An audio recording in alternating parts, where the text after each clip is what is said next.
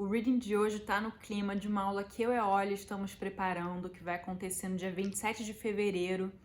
Quem quiser comprar ingresso é só clicar no link aqui na bio. E o nome da aula é Arte e Moda, Encontros e Desencontros de dois campos criativos. A gente vai falar muito dos pontos de tensão e de convergência entre arte e moda, né? De um lado, uma arte com A maiúsculo, com uma aura de sagrado, e do outro lado, uma arte com A minúsculo, né? A moda e o design em geral são considerados artes aplicadas.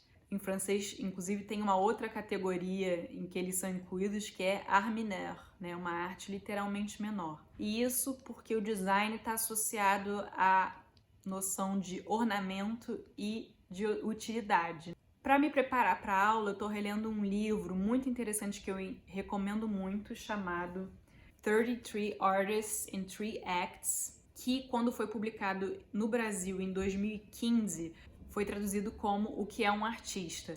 Esse livro foi escrito pela socióloga Sarah Thornton. Ela é bem famosa, é uma socióloga especializada no mundo da arte. Antes do que é um artista, ela publicou um outro livro bem famoso chamado 7 Dias no Mundo da Arte, que é mais focado nos sistemas do mundo da arte. Esse livro se aprofunda no status do artista, né? O que faz de um artista.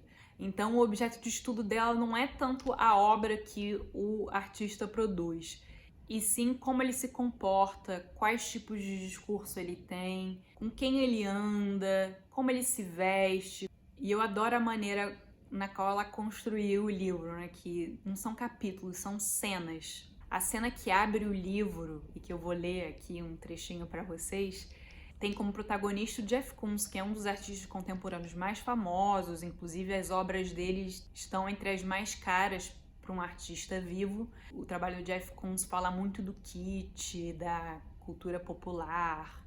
Vocês já devem ter visto a escultura dele, do Michael Jackson com chimpanzé, ou então de brinquedos que viram esculturas enormes em aço. Mas eu acho que muito mais interessante do que o trabalho em si do Jeff Koons é a persona dele, né? A figura de artista que ele é.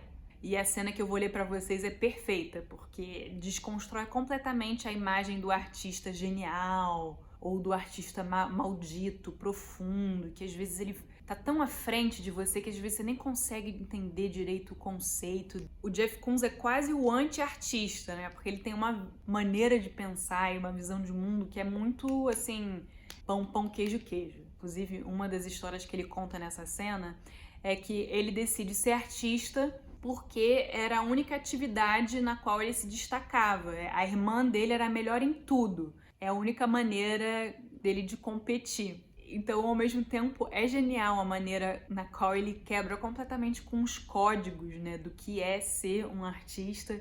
E isso vai desde a maneira dele de se vestir, dele se expressar, mas também ele não tem nenhum pudor de associar a arte dele a, por exemplo, a publicidade, né? É meio tabu isso na arte com A maiúscula. E se associar com uma iconografia pornográfica, por exemplo. Então, eu acho que a figura dele de artista é fascinante. Então, vamos para a leitura. Numa noite abafada em julho de 2009, Jeff Koons entrou no palco de um auditório lotado do Museu Victoria and Albert, em Londres. O público, dividido entre estudantes de arte usando camisetas irônicas e aposentados calçando sapatos confortáveis, o aplaudem efusivamente. Sem barba e com um bronze suave, o artista vestia um terno preto Gucci com uma camisa branca e gravata escura. 20 anos atrás, Koons contrariou as expectativas do mundo da arte nova-iorquina ao se apresentar de terno de alfaiataria quando jeans e jaquetas de couro eram a norma. Artistas não tinham um uniforme, mas havia uma regra: não se pareça com um homem de negócios. É uma honra estar aqui, disse Koons. No ano passado, tive uma exposição em Versalhes e mostras no Metropolitan em Nova York, na New National Gallery em Berlim e o Museu de Arte Contemporânea em Chicago. A fala de artistas parece sempre ser uma deixa para o reconhecimento.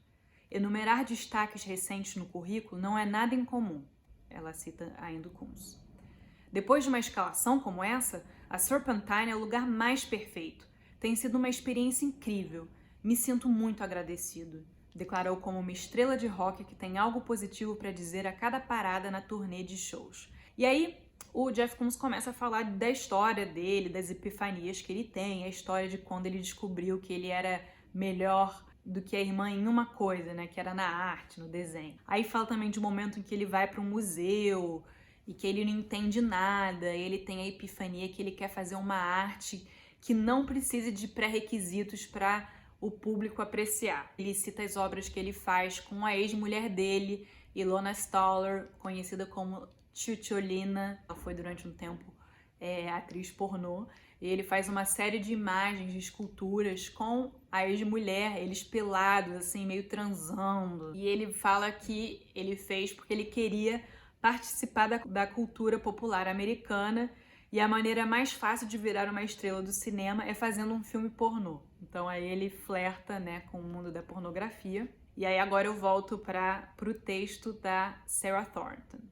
Para cada obra na série, Koons lista tudo que o entretém. As diversões se encaixam em duas categorias principais: referências na história da arte e alusões sexuais, incluindo uma variedade de posições e partes íntimas. Em paralelo à crônica das afiliações artísticas, ele fez um recital de interpretações freudianas. Os adjetivos favoritos do artista são feminino e masculino, ereto e mole, molhado e seco.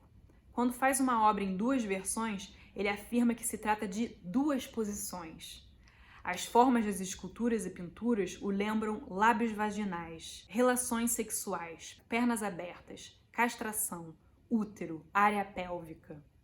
Desnecessário dizer que muitas das esculturas infláveis são penetradas. Miraculosamente, o artista diz tudo isso de maneira tão direta e com uma virtuosidade tão tradicional que não soa debochado. O discurso de Koons é tão banal que você se sente na presença de um ator interpretando o papel de um artista. A sua falta de espontaneidade dá a impressão de artificialidade e objetividade, e não naturalidade e honestidade. Andy Warhol ganhou fama pelo seu artifício. Ele cultivou uma imagem pública estúpida, para dar a impressão que não existia um Andy real.